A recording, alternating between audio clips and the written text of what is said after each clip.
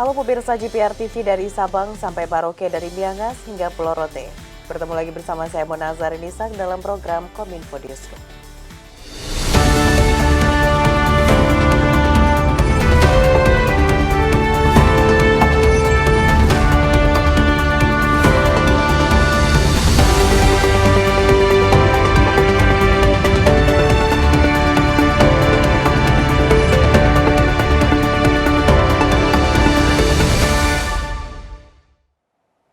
Pemirsa, kita ke informasi pertama. Ketua Satgas Pelaksanaan Pembangunan Infrastruktur IKN Kementerian PUPR, Danis Sumadilaga, mengungkapkan groundbreaking kelima di Ibu Kota Nusantara akan dilakukan pada pekan ini, Kamis dan Jumat mendatang.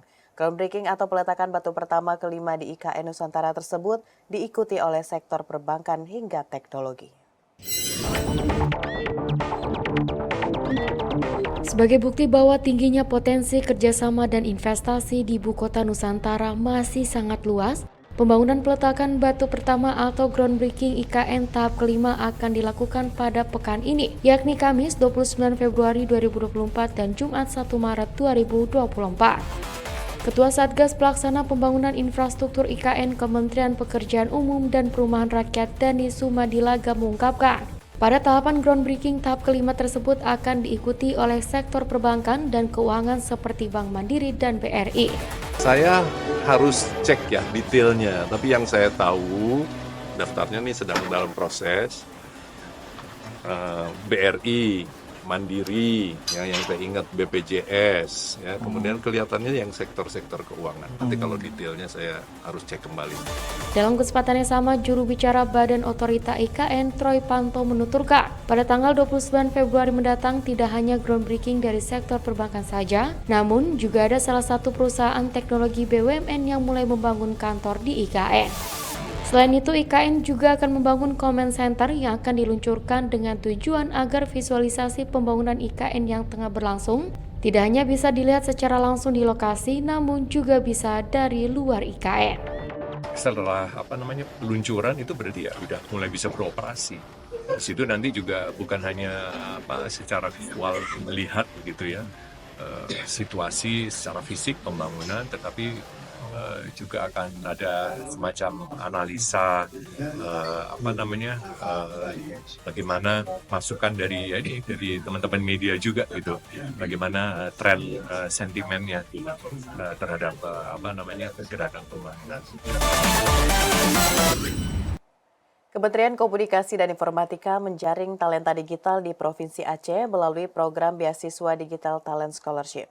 Program ini bertujuan untuk meningkatkan keterampilan di sektor kecerdasan buatan.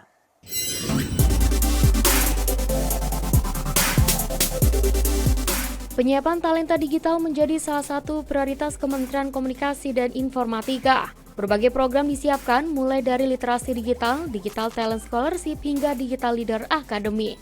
Kemenkominfo melakukan kerjasama dengan Universitas Syah Kuala Banda Aceh melalui program Beasiswa Digital Talent Scholarship 2024 serta Gerakan Nasional Literasi Digital. Program ini bertujuan untuk menjaring talenta digital di Provinsi Aceh serta meningkatkan keterampilan di sektor kecerdasan buatan. Selain itu, untuk mempersiapkan kebutuhan nasional 9 juta talenta digital di tahun 2030 mendatang, menyusul perkembangan teknologi dan potensi ekonomi digital di masa depan.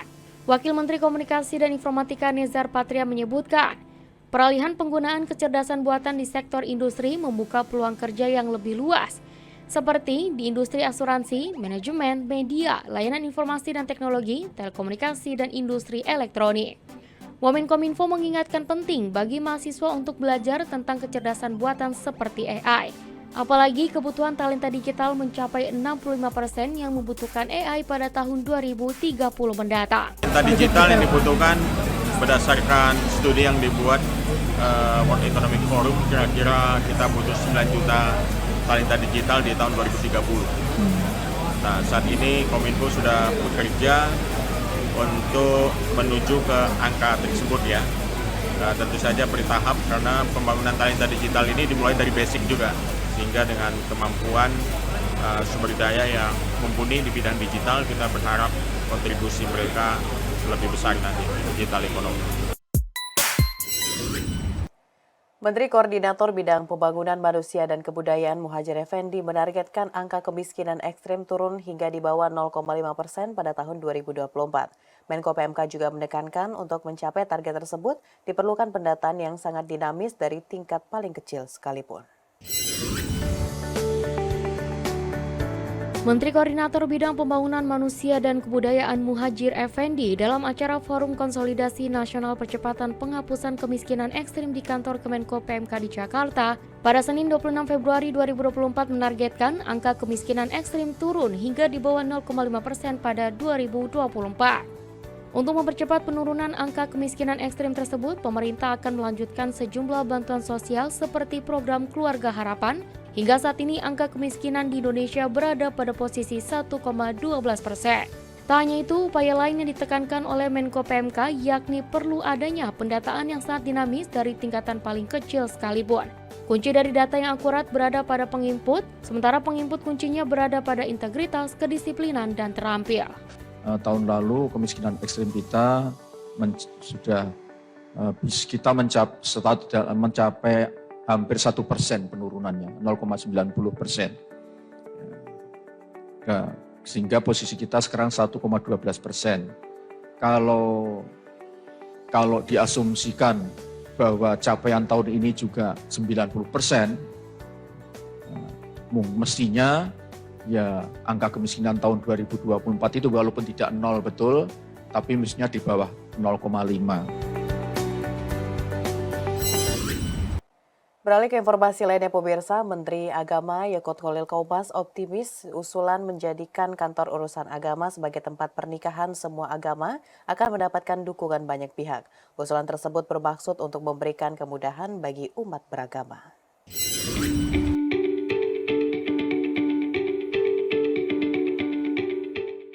Kementerian Agama tengah mempersiapkan kantor urusan agama menjadi tempat pernikahan bagi semua agama.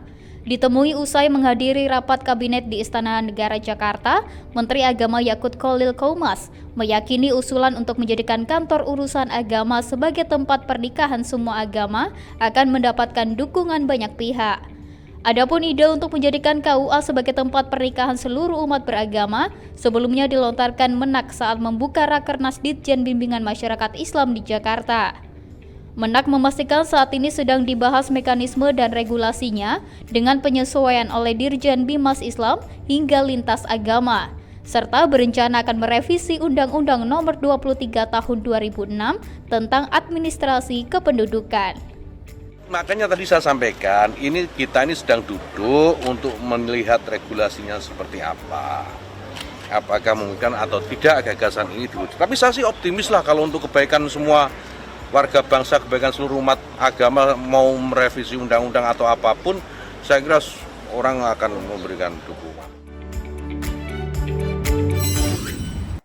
Pemirsa, usai jeda pariwara kami akan kembali dengan informasi lainnya. Tetaplah bersama Kominfo Newsroom.